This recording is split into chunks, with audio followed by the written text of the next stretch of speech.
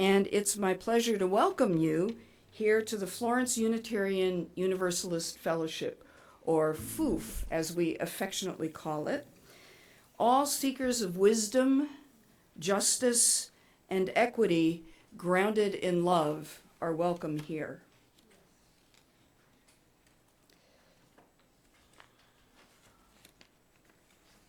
Also, fingers that work better than mine. Do we have any newcomers here today? No newcomers. Not today, okay. So, as we begin this Sunday service, I invite you to first pause and breathe with awareness.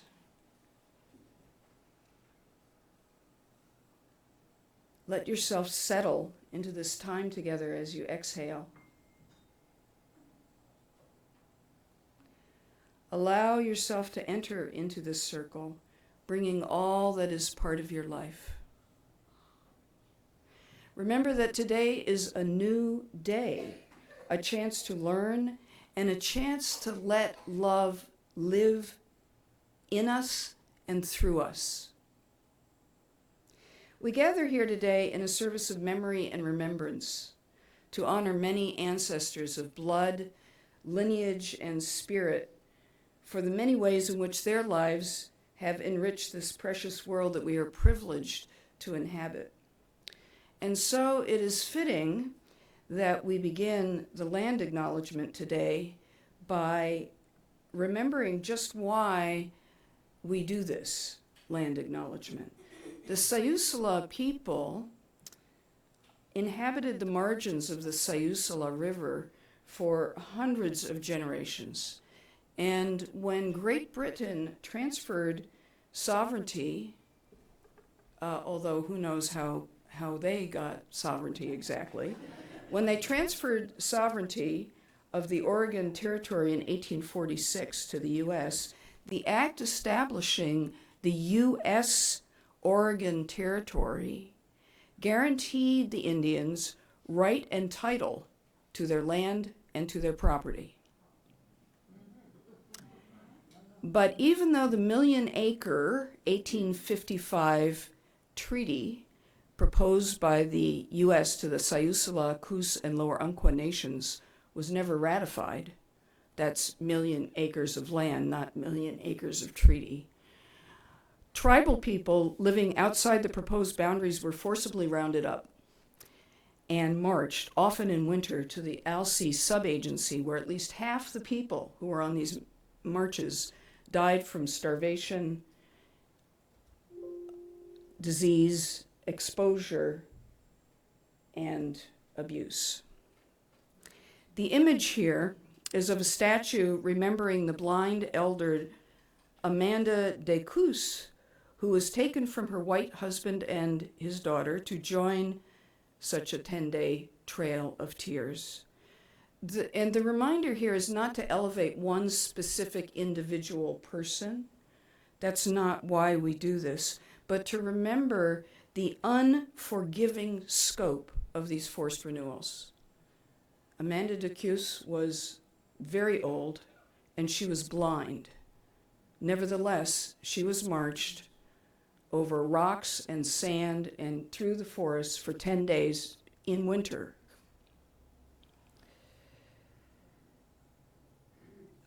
The other reason we do this is to remember that despite everything, the Sayusala people have continued. And they plan on continuing to continue here in physical and spiritual reciprocity with their millennial homelands. Remembering all of these complexities, Sunny Brook and Raymond Davis will now help us light our chalice.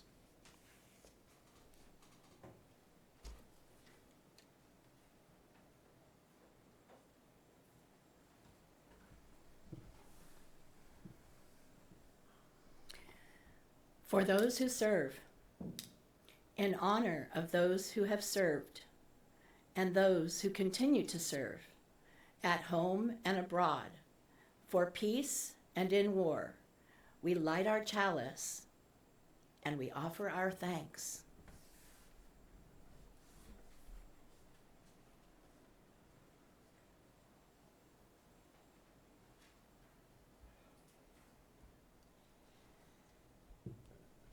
Now let us rise as you're willing and able to sing Spirit of Life in a new way this week. We're only singing verses 2 and 3, which are on the back of your program and will also be up on the screen.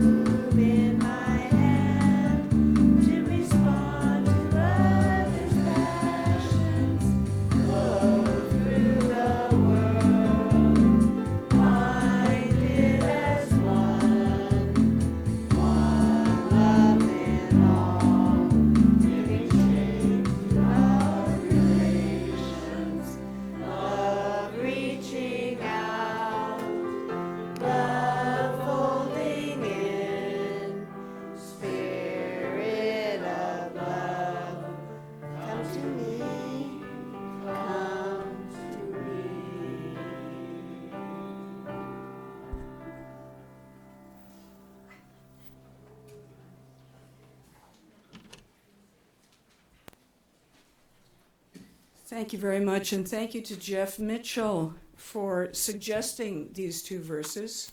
These were not written by Carolyn McDade, so that's why they're not in the hymn book. These were written later by a person by the name of Lee Arman, and I think they're beautiful verses.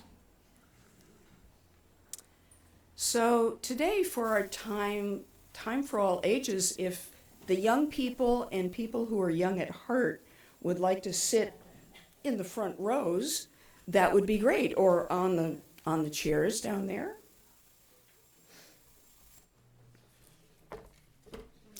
I might need a microphone, actually. Catherine, can I use yours? Oh, okay. Wait, hold on. Gotta get it going the right direction. I never know which one it is. It's on. Okay. It's not staying on. Catherine, yours. Does it? Yeah. This one's got a loose connection. So what we're going to do today in Time for All Ages is we're going to talk about honoring fallen soldiers is the name of this. So what I'd like you to do is to think of where you feel safe and at peace. Is there a signal that tells you it's okay to be at peace? Anyone? Is there a signal? Maybe it's something like having your cat cuddle on your lap, or what? I like taking walks on my hill. Okay, taking walks on your hill.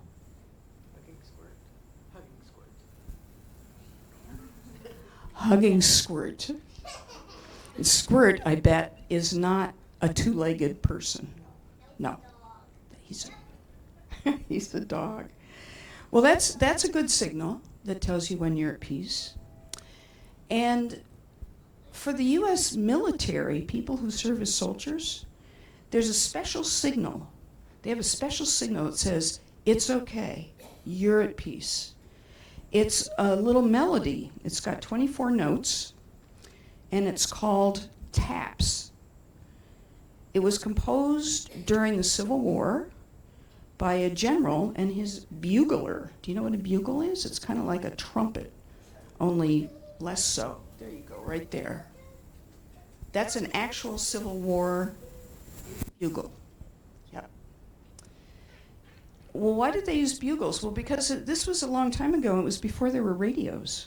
So if they wanted to communicate with other groups of military that weren't close to them, they needed to use something that they could hear, like a bugle. So the end of the day was a particularly important time. And if there was time enough, and if it felt safe enough to play taps, that was the signal that the camp that you were in was relatively safe. It meant you weren't under attack. Otherwise, you wouldn't be hearing this song. It meant there were no enemy soldiers to worry about. And so, to a camp of soldiers, the notes of taps meant that unless you were on duty, you could close your eyes and sleep in peace. So you probably know it. It goes dum-da-dum, dum-da-dum, dum-dum-dum, dum-dum-dum, dum-dum-dum, dum-da-dum, dum-dum-dum, dum-da-dum. So what happened during the Civil War was taps also started being played for other things, not just the end of the day.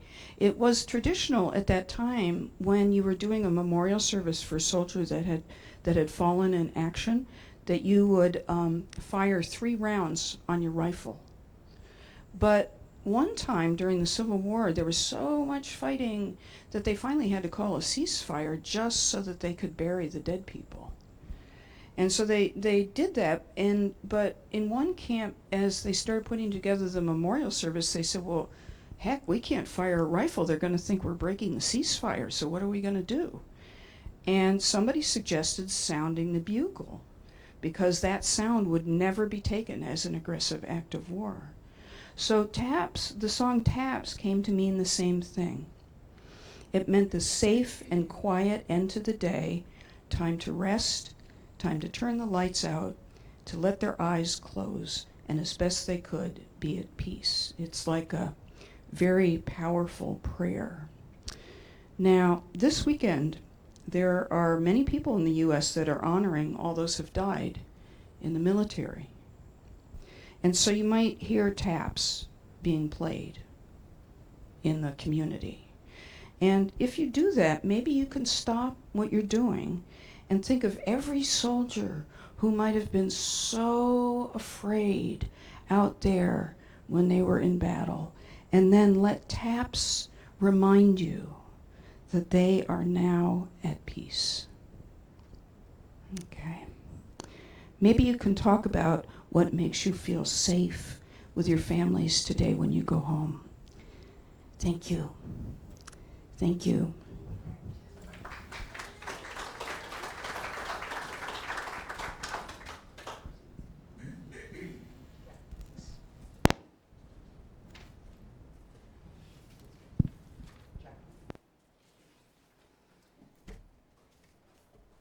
And here at FOOF, we do try to make our congregation a place where people can feel safe and at peace.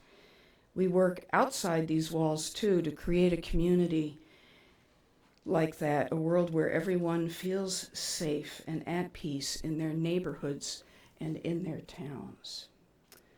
So, we have a couple of younglings with us. So we would like to ask people who are sitting along the aisles to stand and make a bridge across the aisles for our young ones to run under. We'll sing this, we'll send them on their way to the tune of Frere Jacques, and the words are up here. So I'll give a starting pitch, or maybe our maestro will. If I do it, it'll be too low for me, probably. Let's do, as you journey, may you know May you know love and hope go with you. Love and hope go with you. Learn and grow. Learn and grow. Thank you so much. And I'd like to invite. A lot today, huh? A lot on both sides. And the one last shell for all those we don't know about. All those suffering, you know. Those suffering in mind and body are too shy or too frightened or just too private to share. And for those who are smiling in peace and contentment and maybe are thinking of us right now. I have closing words from our own Alison here.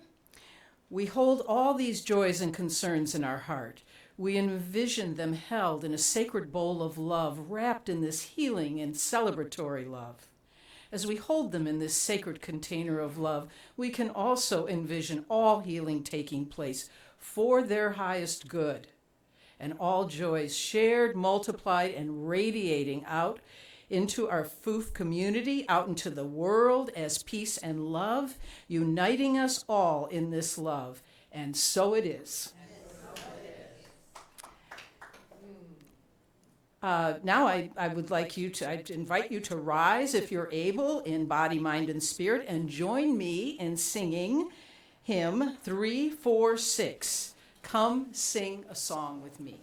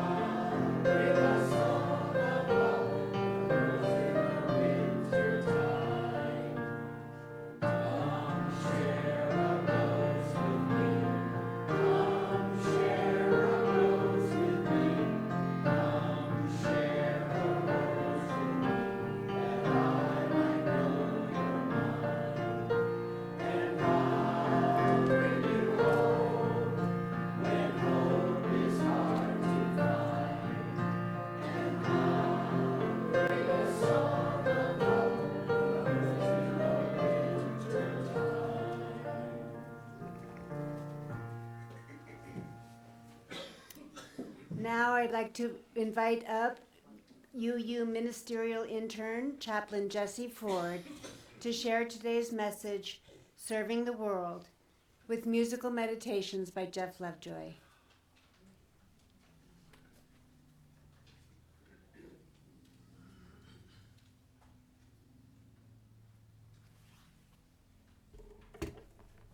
I've been told I must use the step, so wait a minute.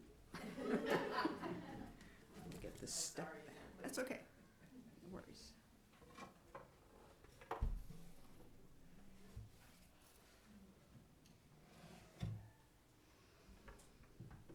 Now I'm stand tall. Okay. First, I want to say just a big thank you to Jeff for all the music that he has put together for this service. It was really a joy creating this service together. And you've really added a lot to this, Jeff, so thank you.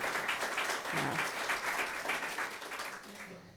So once again, I invite us to take a breath, to breathe with awareness, and to settle into this time together as we exhale, and allow yourselves to enter into this circle, bringing, if you can, all that is a part of your life. Remember that today is a new day, which is a new chance to learn, and as UU Minister Reverend Joe McAllister puts it, a chance to let love in us and through us. Each new day, we have an opportunity to remember that this life is a gift. Sometimes it is filled with beauty and joy. Sometimes it is filled with pain and heartbreak. We don't know why this is, but we know that it is true. Losses of those we cherish, whether we know them personally or not, can be a very particular kind of heartbreak that we will not experience them again in this physical life. And heartbreak is very painful, and so we can work very hard at pushing it away, sometimes polishing our surfaces so that the pain cannot get through. Or perhaps we go numb with no apparent feelings at all. Perhaps we are afraid that we might fall apart from the pain. And when and where is a safe place to do that, to fall apart? Just as it is a good and growthful thing to celebrate the joys of life together, so too is it a good and growthful thing to grieve together and to let some of the pressure of that grief that cannot be expressed in the course of our knockabout days, that sort of careen along one after another, let a little bit of that grief out. And breathe in. Breathe in the love of community, of fellow seekers who have also been wounded in so many ways. But words so often fail us. And so today, as we light a series of 5 candles, there will be intervals of music by composer and musician Jeff Lovejoy to help support us in remembering that along with our sorrow, our rage, our numbness, our sense of injustice, along with all of that, there is the opportunity to breathe in peace and harmony, and to breathe out love, to let love move in us and through us, within and beyond this beloved community of hope, intention, and commitment. So now I'd like to invite Ray Plummery up to light our first candle. And Ray, I would suggest that you come behind the chancel and light from behind the middle top candle. This candle, that middle top one. This candle is for all fallen warriors.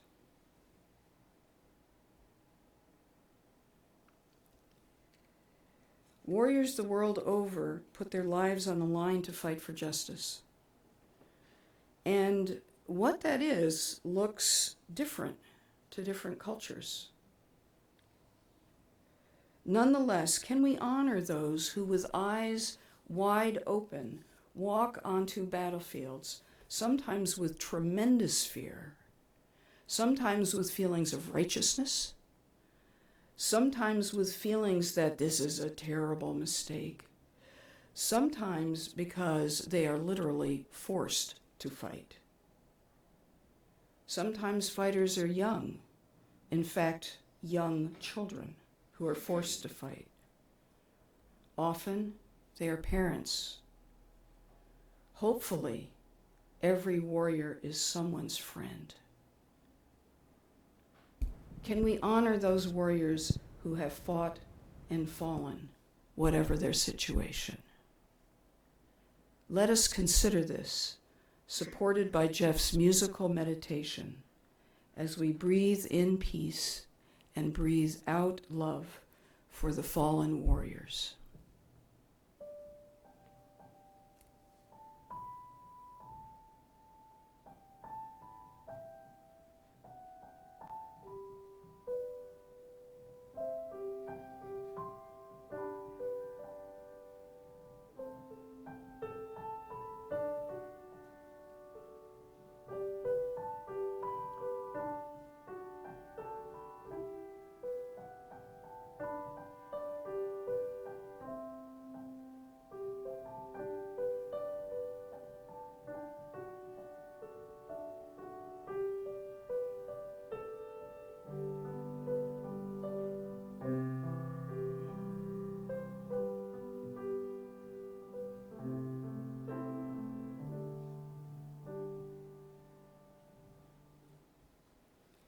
And may we also honor those who have served in our armed forces and not fallen.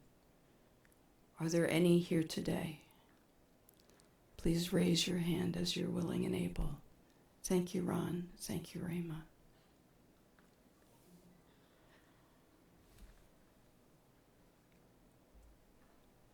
Our second candle today commemorates people who have given of their time in this, their one wild and precious life, to sit with us here at the Florence Unitarian Universalist Fellowship. These are fellow seekers of spirit and community, of justice, equity, and compassion, our friends and co-creators of this blessed community. So for this service, many people tried very diligently to create a comprehensive list of all in this community who have died since its inception 25 years ago. We believe that there's something like 50 names on this list. Today, we mark the passage of those who have died within about the last 5 years. This spans the entire entrance into and out of the global pandemic known as COVID.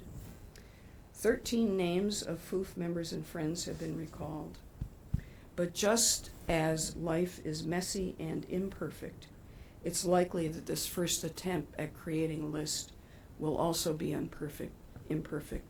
And we hope that if you remember someone who has been overlooked, that at the conclusion of this reading of the names of the last 5 years of people we have lost, you will add their name. And now, Sally, I invite you to light a second candle to the adjacent to the central candle. And Sally and Catherine will read the list of names.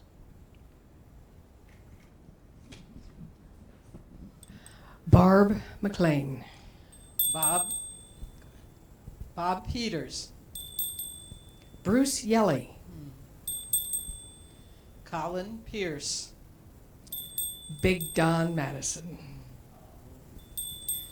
Glenn Hanko. Our FOOF founder, Jay Goodwin. Judy Preisler. Lori Fox. Marcia Pierce. Marcia Phillips. Walt Staten. Wim Messman.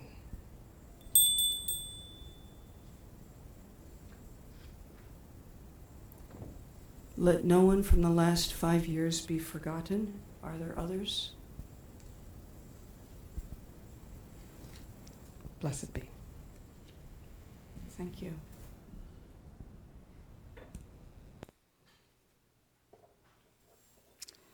And thank you to all the members of the Sunday service team. This has been an amazing experience to put this service together. Because we have now invited grief, who is a complicated companion, to sit among us today, many of us are surely remembering the pain of having lost other beings and other people over the years and decades. I invite Catherine now to light the third candle to the side of the first one for the individuals whose loss weighs heavily on our hearts today. These are ancestors of blood, of lineage, of friendship and community, all those who have joined the ancestors. And if and as you are willing and able, I invite you now to speak the names of your beloveds into this room. Let your voices overlap in a tapestry of remembrance.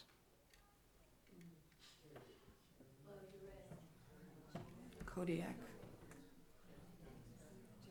Bill Shumway. Yolanda Vargas Ritter.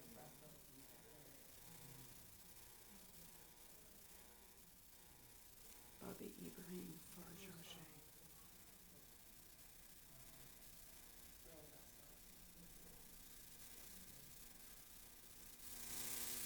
Reagan Sanders.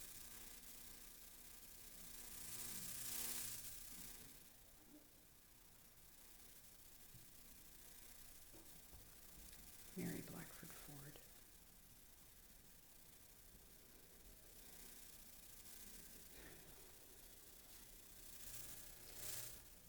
The past is never dead. It's not even past. It's been said. And so I would remind us that all these people are with us still.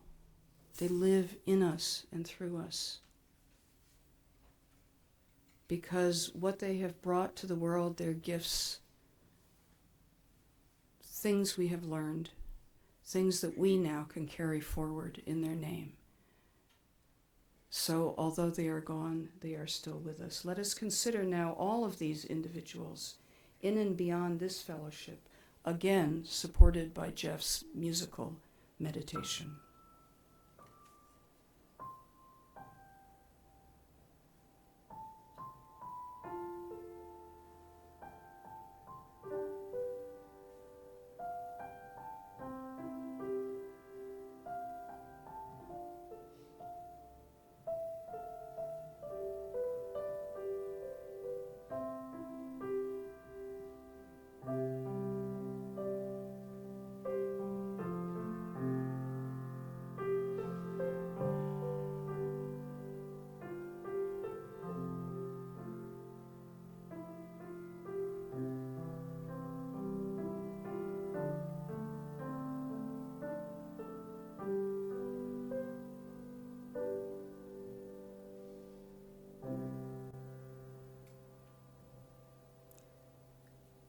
They are with us still. The lives they lived hold us steady. The world is a big place. Wait, we're a little behind here. So we're only on the fourth candle. I haven't started that yet. The world is a big place, and it is also made small by technology. We know of many people who have dedicated their lives to make this world a better place.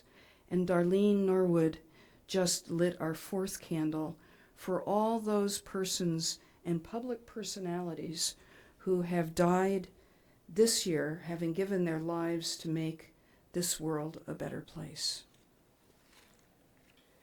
Being visible in this world is often unnerving because although our lives might be dedicated to making the world a better place, we are all always simply flawed human beings. And because we are human, we make mistakes. And when we're in public, those mistakes loom very, very large. Let us honor all of those who have had the courage to be visible as leaders, as people in front who help make things happen. This is a hard task. Let us give thanks to them for their courage and for visibly engaging in helping this critically interdependent world flourish. If you wish, you may speak their names into this space in a tapestry of overlapping sound. There are many.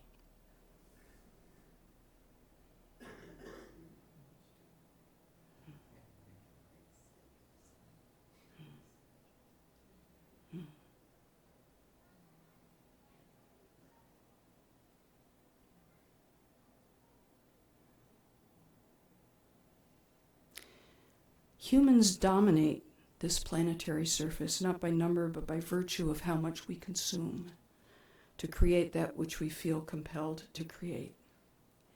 In doing so, however, we displace many, many other beings and greatly constrain many others.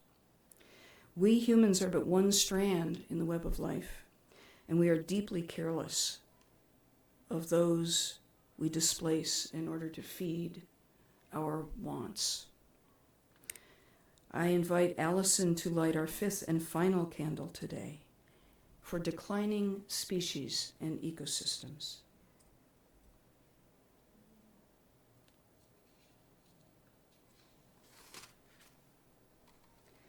This past fall, the Center for Biological Diversity removed 21 species from the U.S. endangered species list due to extinction. These include 8 freshwater mussels from the southeast United States, 8 bird species and 1 plant species from Hawaii, many honey creepers. It includes the Bachman's warbler, the bridled white-eye, which is a small lowland bird from Guam, the little Mariana fruit bat, the San Marcos gambuzia, which is a mosquito fish, and the Scioto mad tom, which is a small catfish. Their names, we don't even know their names. Those aren't their real names. Only they know their real names, and those of us who have listened to them. And right here in Florence, for example, longtime residents can see, even over one lifetime, how what was thought to be a great idea, and may well be, of stabilizing the dunes with exotic beach grasses has necessarily contributed to the loss of one of the U.S.'s 6 major dunal habitats. We destroy habitats of one kind, necessarily creating those of another kind. And by doing so, we simplify the world. All this kept in mind, however, we must also remember that many of those humans and other beings that we have lost this year worked in good ways to help us be more mindful, to open our minds and our hearts to other species and beings, to press less against the web of life,